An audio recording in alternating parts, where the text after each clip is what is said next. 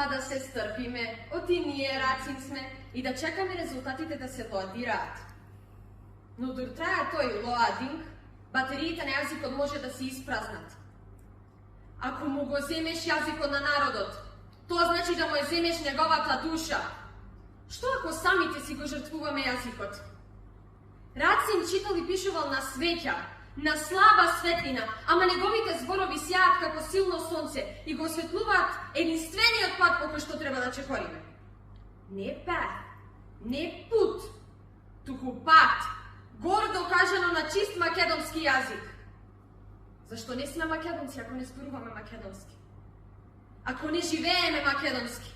Ако не дишеме македонски? Исклопувам раците и се молам. Рацин да не дигне раце од нас. Да не дигнеме самите раце од себе си и да не станеме народ без јазик, без душа, без идентитет. Благодарам.